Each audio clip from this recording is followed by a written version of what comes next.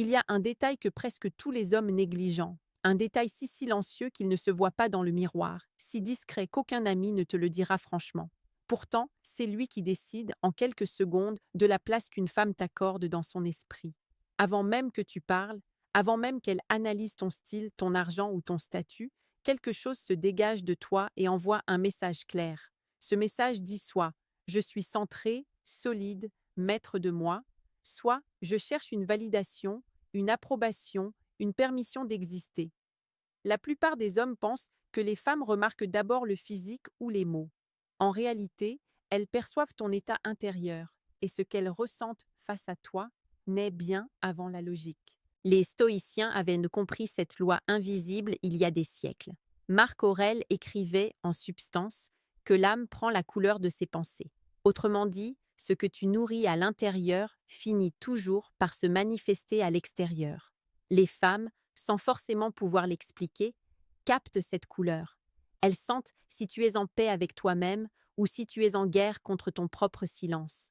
Elles sentent si tu agis par choix ou par peur. Ce n'est pas magique, c'est humain. Le corps parle avant la bouche, l'attitude parle avant les phrases. Regarde un homme qui entre dans une pièce en étant parfaitement à l'aise avec lui-même. Il ne cherche pas à prouver quoi que ce soit. Son regard n'est ni fuyant ni agressif. Il observe sans se comparer. Il ne se presse pas pour être vu. Cette absence de tension est immédiatement remarquée. À l'inverse, l'homme qui se force à impressionner, qui parle trop vite, qui rit trop fort, qui cherche des signes d'approbation, se trahit sans dire un mot. Épictète enseignait que nous sommes troublés non par les choses, mais par le jugement que nous portons sur elles. L'homme troublé par le regard féminin devient prisonnier de son propre jugement, et ce trouble se lit sur lui. Ce que les femmes remarquent en premier, c'est donc ta relation avec toi-même. Est-ce que tu te tiens droit parce que tu respectes ton corps ou parce que tu veux paraître dominant? Est-ce que ton silence est calme ou chargé d'attente? Est-ce que tu écoutes vraiment ou est-ce que tu prépares déjà la phrase qui te rendra intéressant? Sénèque expliquait que la plus grande richesse est de se suffire à soi-même. Cette suffisance intérieure crée une rareté émotionnelle. Elle rend ta présence reposante plutôt que lourde, intrigante plutôt qu'envahissante. Beaucoup d'hommes confondent contrôle et rigidité. Le stoïcien, lui, cultive la maîtrise sans dureté. Il accepte ce qu'il ne contrôle pas, y compris le regard d'une femme, et il agit avec cohérence sur ce qu'il contrôle, son comportement, son rythme, son attention. Cette cohérence se sent immédiatement. Une femme peut oublier ce que tu as dit, mais elle n'oublie jamais comment elle s'est sentie en ta présence. Si elle s'est sentie en sécurité, respectée, libre de ne pas te plaire, alors quelque chose s'ouvre. Si elle s'est sentie évaluée, pressée ou utilisée pour nourrir ton ego, quelque chose se ferme. Dans notre époque saturée d'images et de paroles, la stabilité émotionnelle est devenue rare. C'est précisément pour cela qu'elle attire. Quand tu n'es pas esclave de la réaction immédiate, quand tu n'essaies pas de combler un vide intérieur par l'attention extérieure, tu deviens différent sans effort. Marc Aurèle rappelait qu'il ne faut pas perdre du temps à discuter de ce que doit être un homme de bien, mais à en être un. Être un homme centré, aujourd'hui, c'est refuser de jouer un rôle pour être désiré. C'est incarner une présence authentique, silencieusement forte. Ce premier signal que les femmes remarquent n'est pas une technique, ni une posture apprise en surface. C'est le résultat d'un travail intérieur constant. C'est la conséquence d'un esprit discipliné, capable de rester calme dans l'incertitude et digne dans le désir. Plus tu comprends cela, plus tu cesses de courir après l'attention.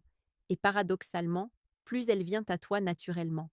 Et ce n'est que le début de ce que le regard féminin perçoit chez toi, souvent sans jamais le formuler clairement. Lorsque tu comprends que ce qui est perçu en premier est invisible, tu commences à voir le jeu sous un autre angle. Beaucoup d'hommes cherchent à modifier ce qu'ils montrent, alors que les femmes réagissent surtout à ce que tu es quand tu ne montres rien. Le calme, par exemple, est souvent mal compris. Certains pensent qu'il faut être silencieux pour paraître mystérieux.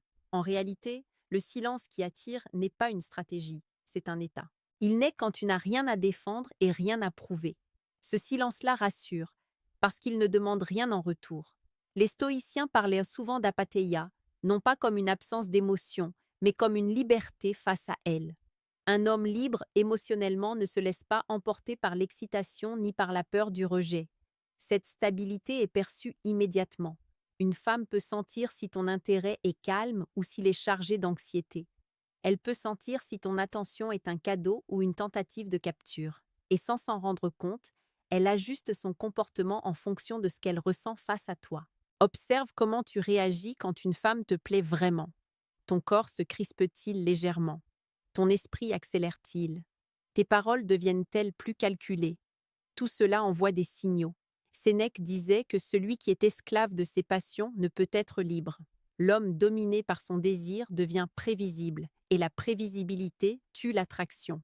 À l'inverse, l'homme qui ressent le désir, mais ne s'y accroche pas, devient intrigant. Non pas parce qu'il se fait désirer intentionnellement, mais parce qu'il reste entier, même face à ce qui l'attire. Ce que les femmes remarquent aussi très vite, c'est ton rapport au temps. Un homme pressé cherche à obtenir, un homme posé laisse les choses se révéler.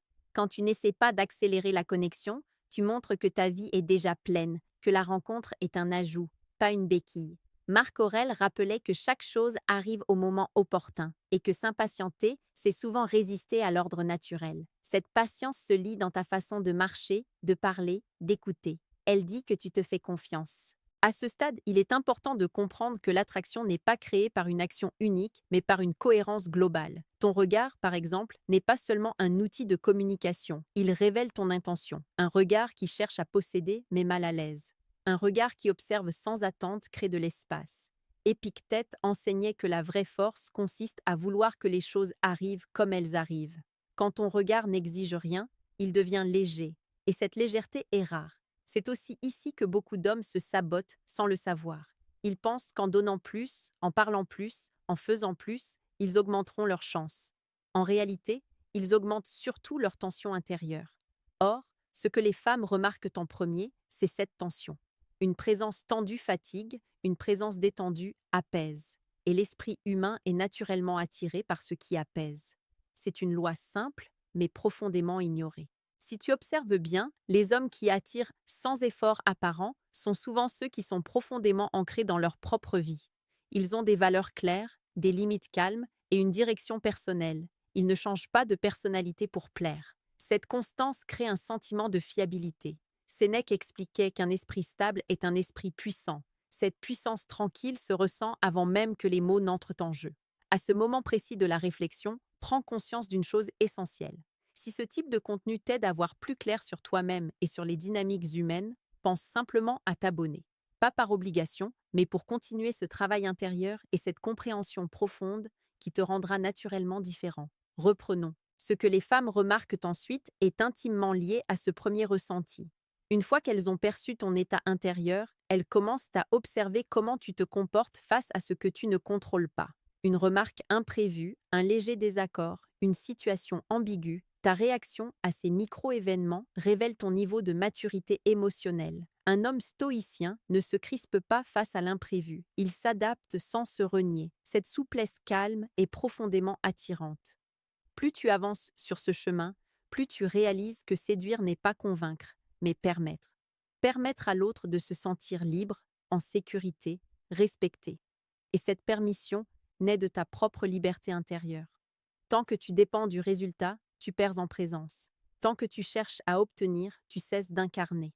Le paradoxe est là. En lâchant l'obsession d'être remarqué, tu deviens remarquable. Et ce que peu d'hommes comprennent, c'est que cette dynamique ne s'arrête pas à la première impression. Elle se renforce avec le temps, à condition de rester fidèle à cette stabilité intérieure. Ce n'est pas une façade à maintenir, mais un état à cultiver. Et ce que les femmes perçoivent ensuite va encore plus loin, touchant à ton rapport à la vérité, à tes limites et à ta capacité à rester toi-même quand l'attirance devient réelle. Lorsque l'attirance commence à devenir tangible, un autre filtre se met en place dans l'esprit féminin, souvent de manière inconsciente. À ce stade, ce n'est plus seulement ton calme ou ta présence qui sont observés, mais ta cohérence face à la vérité. Beaucoup d'hommes savent créer une bonne première impression, mais peu savent rester alignés quand l'intérêt est réciproque. C'est ici que la plupart chutent, non pas parce qu'ils manquent de valeur, mais parce qu'ils commencent à se trahir eux-mêmes. Les stoïciens insistaient sur l'importance de vivre en accord avec ses principes, même lorsque cela coûte quelque chose. Marc Aurèle rappelait que perdre l'estime de soi est une perte bien plus grave que perdre l'approbation des autres. Une femme remarque très vite si tu adaptes ton discours pour éviter un désaccord, si tu modifies subtilement tes opinions pour rester plaisant, si tu dis oui là où ton corps dit non. Ce décalage intérieur crée une dissonance, et même si elle ne sait pas la nommer, elle la ressent. Ce que beaucoup d'hommes ignorent, c'est que poser des limites calmes est l'un des signaux les plus puissants qui soient. Une limite posée sans colère, sans justification excessive, sans peur de perdre, envoie un message clair: je me respecte. Sénèque expliquait que celui qui ne sait pas dire non finit par devenir l'esclave de ceux à qui il dit oui. Une femme perçoit immédiatement si ta gentillesse est un choix ou une stratégie. La gentillesse choisie rassure, la gentillesse intéressée érode le respect. À ce moment-là, ton rapport à la frustration devient visible. Comment réagis-tu quand elle n'est pas disponible, quand elle met du temps à répondre, quand elle n'est pas d'accord avec toi? L'homme dominé par son ego prend cela comme une attaque personnelle. L'homme stoïcien y voit simplement une réalité extérieure, indépendante de sa valeur.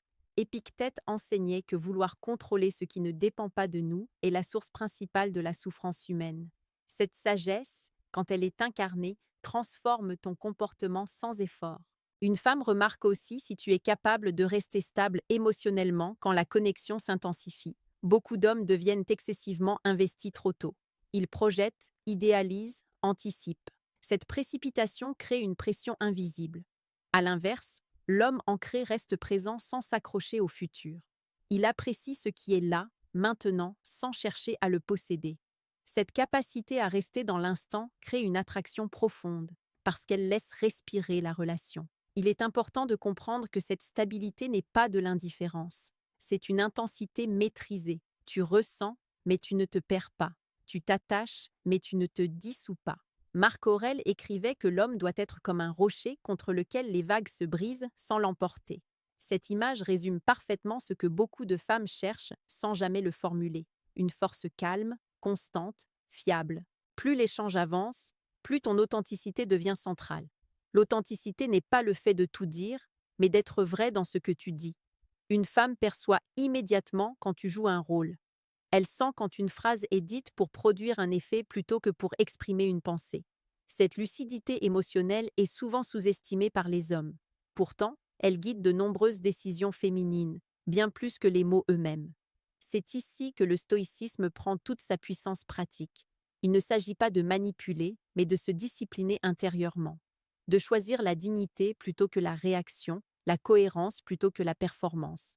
Sénèque rappelait que le bonheur ne dépend pas de ce que l'on possède, mais de ce que l'on est capable de supporter sans se perdre. Une femme remarque très vite si ta paix intérieure dépend de son comportement. Et si c'est le cas, quelque chose se déséquilibre. À mesure que tu intègres ces principes, tu cesses de chercher à être perçu comme un homme de valeur. Tu le deviens. Et cette transformation se voit, se sent, se vit. Elle modifie la dynamique sans que tu aies besoin de forcer quoi que ce soit. La séduction cesse d'être un effort et devient une conséquence naturelle de ton alignement intérieur. Petite parenthèse les amis, j'ai créé un manuel complet sur la séduction stoïque. Il t'apprend comment parler avec maîtrise pour créer une vraie attraction. Le lien est en première ligne de la description. Cette pub sera une seule fois dans toute la vidéo et surtout à presque à la fin de la vidéo.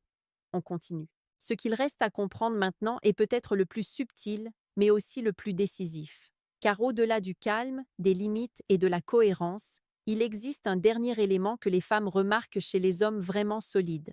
Un élément qui touche à ton rapport à toi-même quand personne ne te regarde, et à la façon dont tu choisis de marcher seul, même quand l'attention est là. Il existe un niveau plus profond encore, un endroit silencieux où très peu d'hommes osent regarder. C'est là que se joue la différence entre un homme simplement séduisant et un homme durablement respecté. À ce stade, ce que les femmes perçoivent n'est plus lié à ce que tu fais pour elles, mais à ce que tu fais de ta propre vie.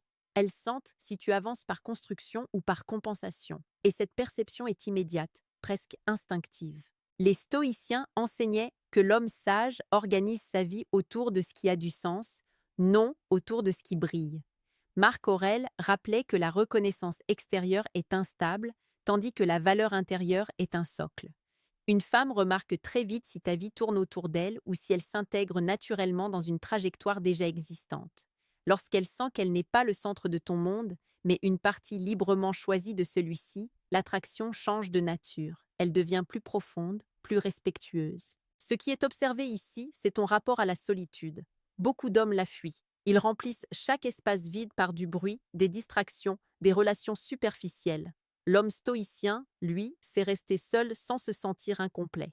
Sénèque écrivait que l'homme le plus puissant est celui qui se suffit à sa propre compagnie. Cette capacité à être bien seul est perçue comme une force rare. Elle dit que tu ne cherches pas une femme pour te sauver de toi-même, mais pour partager ce que tu es déjà.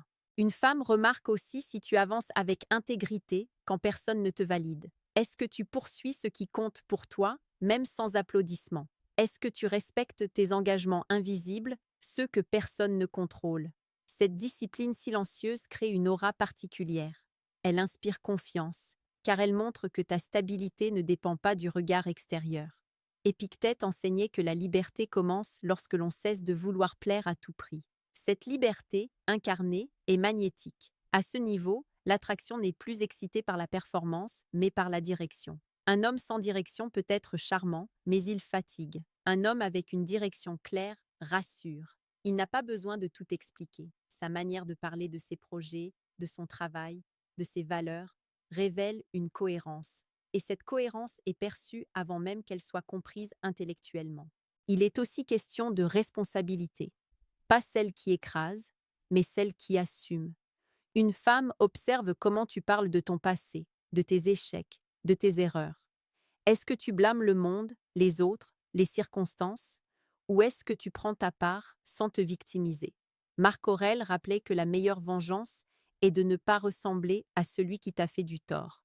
Cette posture mature crée un respect profond, car elle montre que tu es capable de grandir sans amertume. À ce stade final, tu comprends que ce que les femmes remarquent en premier, en second et sur la durée est toujours la même chose exprimée à différents niveaux. Ta relation à toi-même, ton calme face à l'incertitude, ta capacité à rester digne dans le désir, ta cohérence entre ce que tu dis et ce que tu fais, ta liberté intérieure face au besoin d'être choisi. Tout cela forme un tout indissociable. La leçon stoïcienne ultime est simple mais exigeante. Tu n'as pas à devenir quelqu'un d'autre pour être attirant. Tu as à enlever ce qui te désaligne, à discipliner ton esprit, à clarifier tes valeurs, à agir selon elles, même quand c'est inconfortable. Sénèque disait que ce n'est pas parce que les choses sont difficiles que nous n'osons pas, mais parce que nous n'osons pas qu'elles sont difficiles. Oser être soi, pleinement, calmement, est aujourd'hui un acte de courage. Si tu retiens une seule chose de tout cela, retiens ceci. L'homme qui est en paix avec lui-même n'a pas besoin de convaincre. Il inspire. Il n'a pas besoin de courir. Il attire. Et ce que les femmes remarquent en premier chez lui n'est pas visible, mais inoubliable. C'est cette force tranquille, née du travail intérieur, que rien ni personne ne peut feindre durablement.